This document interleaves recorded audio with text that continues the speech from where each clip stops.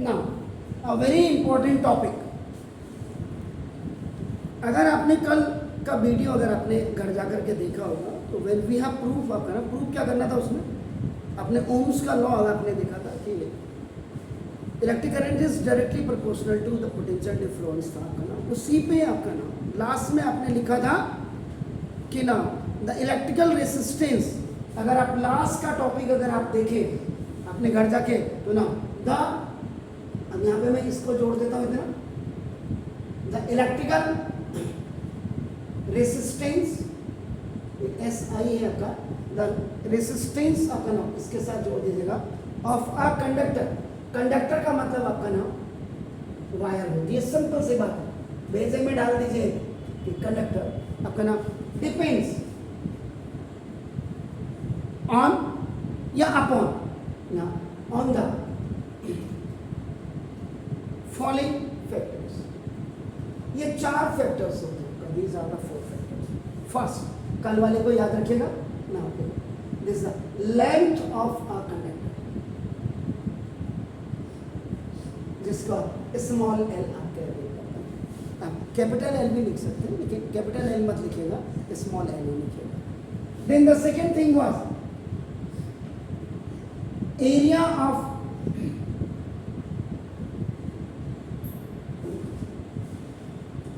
Cross section of wire या conductor,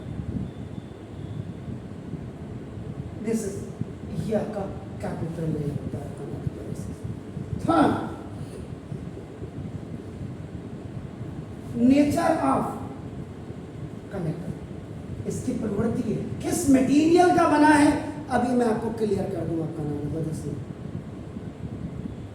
अगर electricity के तार की अगर आप बात करते तो इलेक्ट्रिकल तार या तो एल्यूमिनियम का ही बन सकता है, या तो सिल्वर का ही बन सकता है, या कॉपर का ही बन सकता है। मेन पर्सनल में कौन सा, आप इतनी इलेक्ट्रिक वायर आपका सिल्वर वायर क्या है, silver it is a very costly type का वायर, तो इसमें इसका नहीं बनता। और फिर हिंदुस्तान में तो चोर है, काट से तार काटी सिल्वर लेकर के चले गए और गला दिया। यहाँ तो हिंदुस्तान तो साला ये गरीबों का देश नहीं है, खाली लोगों ने इसको बोला गरीबों का देश है, अमीरों का देश है। इसमें सबसे ज़्यादा अमीर वो है जो झोपड़ी झुग्गियों में रहते हैं, सारे लीगल और इलीगल धंधे वहीं से होते हैं। मुंबई में देख लीजिए आप,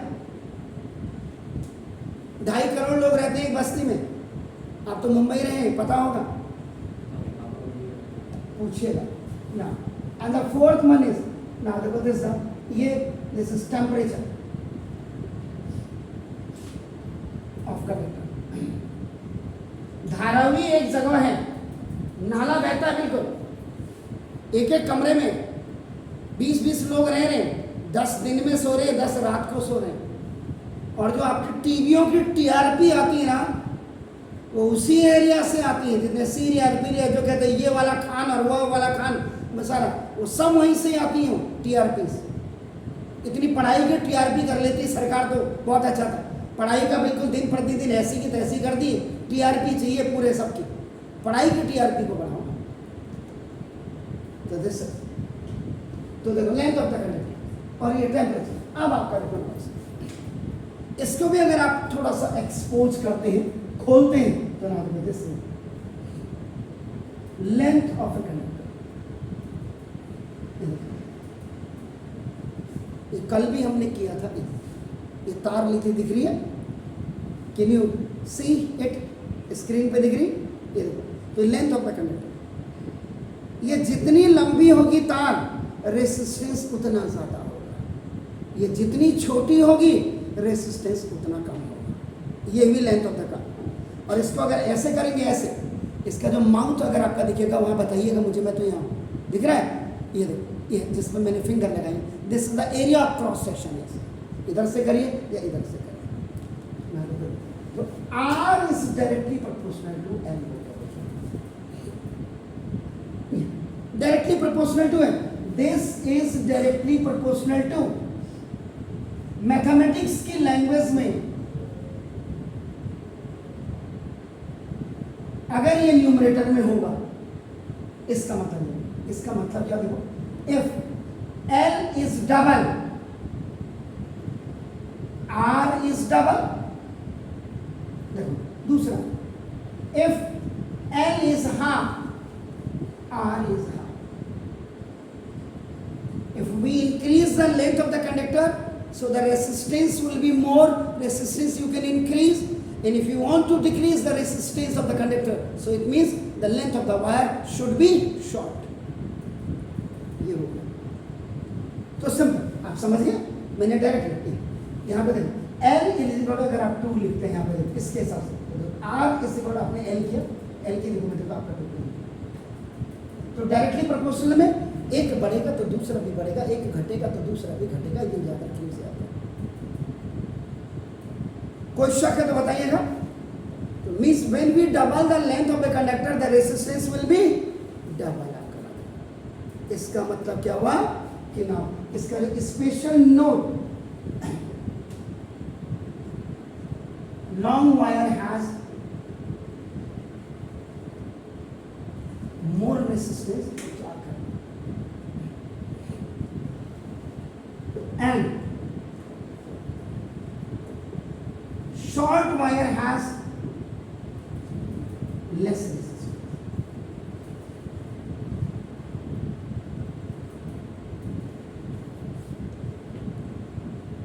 Hello? Clear?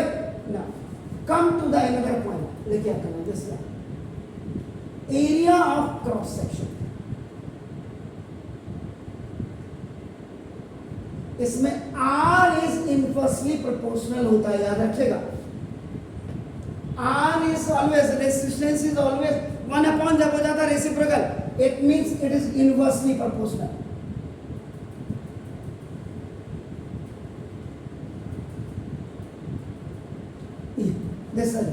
इसका मतलब क्या होगा? If A is double, R is half, और if A is half, R is double।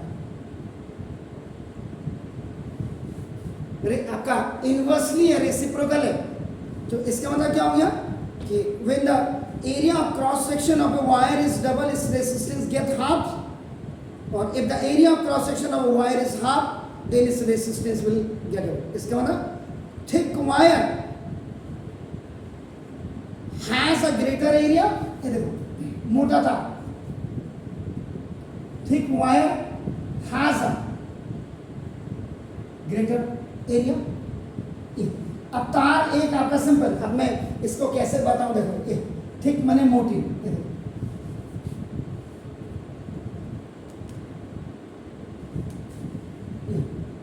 ये हो गया सर, ये मोटी हो गई, ये भी आपका एक कंडक्टर आपका, ये वाला पोर्शन आपका देखो ना, इसमें अब डायमीटर कहिए, रेडियस कहिए, आपका that is the area of cross आपका, क्योंकि जब आपका R आपके पास होगा, जब आपके पास D आपके पास, तो एरिया का मतलब आपका पाई R स्क्वायर आप लगाते हैं, देखो सिंपल सी बात है। आगे का जो माउथ होता है, माउथ इज आपका in the form of the circle, and the area of the circle is depend upon the radius and the diameter आपका, आइदर रेडियस और डायमीटर आपका, या दोनों चीजें भी आप कह सकते हैं। इसके मतलब thick wire has a greater area of cross section, greater area of cross section. Why? Thin wire has a smaller area of cross section, CS.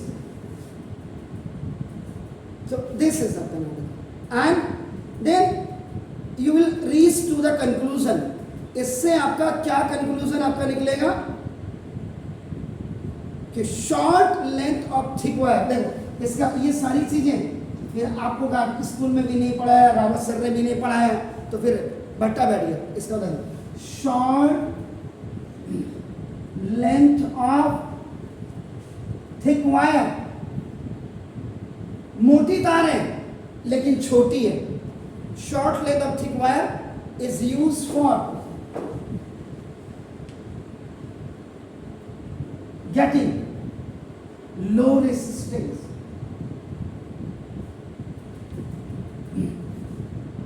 देख लीजिएगा सर। और सेकंड में long length of thin wire, अगर पतली तार है और उसकी लंबाई ज्यादा है तो ना दो, इज यूज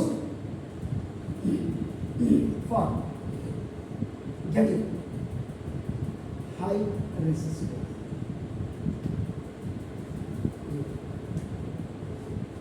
और इसी से एक चीज और निकल करके जो आती है कि the thickness of the wire is ये, जो थिकनेस है इसके मतलब third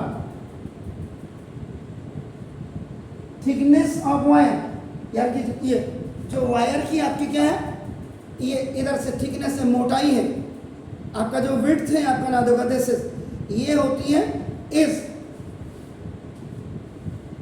inversely proportional to the square of its diameter. इधर सिंपल थिकनेस है, आप देखो यहाँ ये आपका थिकनेस ऑफ वायर ये 1 इनवर्सली प्रोपोर्शनल है डायामीटर का स्क्वायर, ये हो जाएगा।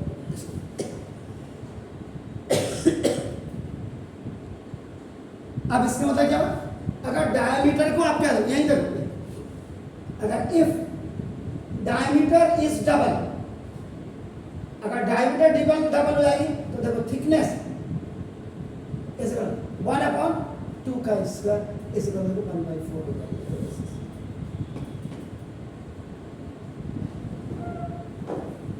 अगर डायमीटर को आपको ट्रिपल कर देंगे d इज 3 तो थिकनेस क्या हो जाएगी 1/9।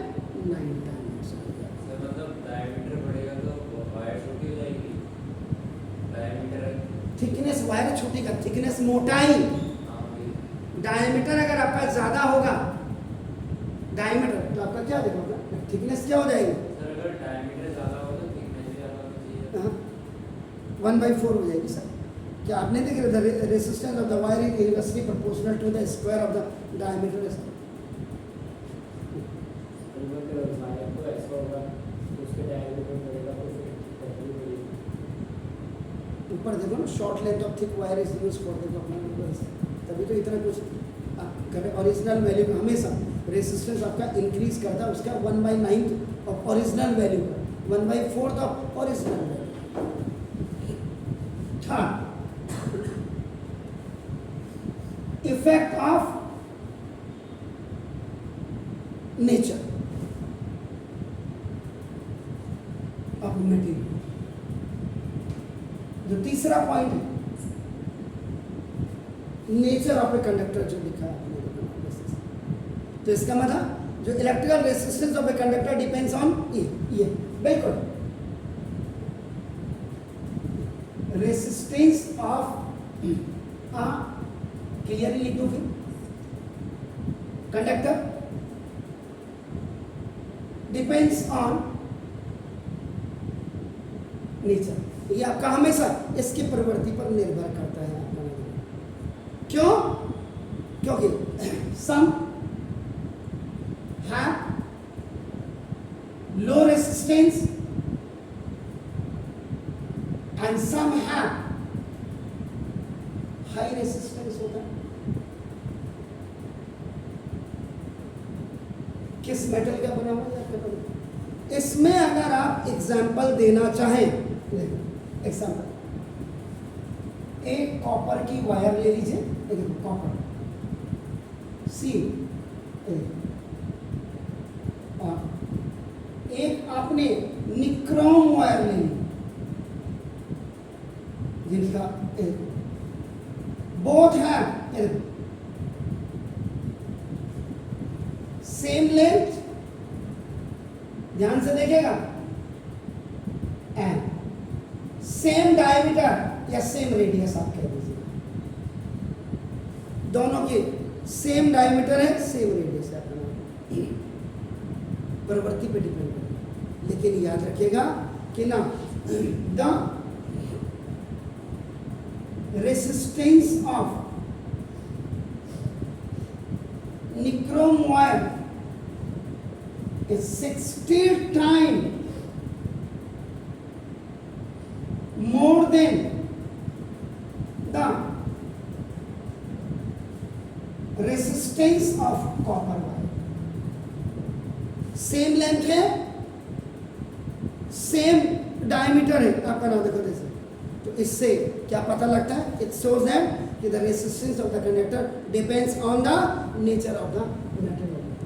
अब यहाँ पे अब वैसे सेंस में आप देख लो, कॉपर क्या, प्योर कॉपर है, और निक्रोम क्या है, एलॉय है। समझ गए? तो जितने भी इलेक्ट्रिकल अप्लायंसेस जो होती है बेसिकली, जैसे प्रेस है, बाई मेटालिक्स वगैरह जो है, या आपका नाम हीटर्स वगैरह होते हैं, या आपका जो गीजर्स वगैरह होते हैं, उनमें निक्रोम वायर्स वगैरह आपका नाम जो। इसके बाद then the fourth,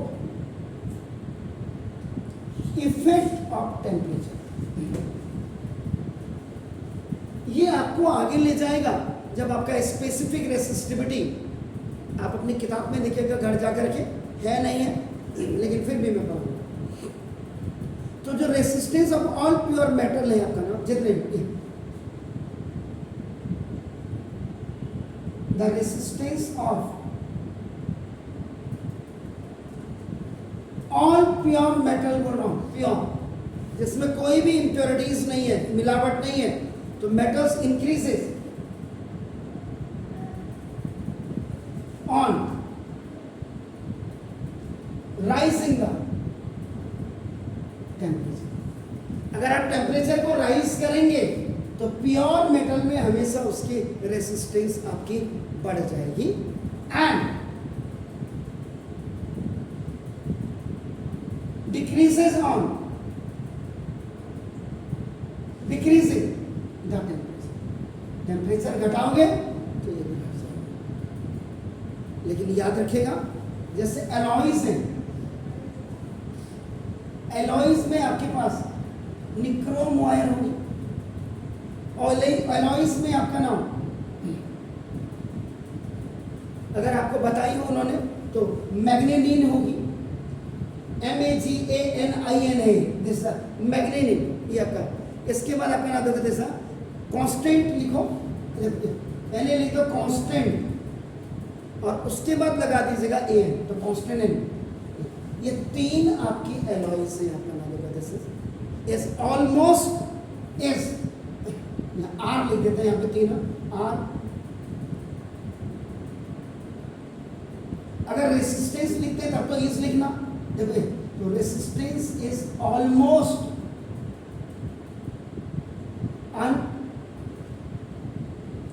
unaffected by temperature. So these are the four important factors affecting the resistance of the conductor. ये आपका प्लीज डू इट। इसी में ही आपका स्पेसिफिक रेसिस्टिविटी आपके कल आप फॉर्मूला इससे बनाएंगे, प्लीज।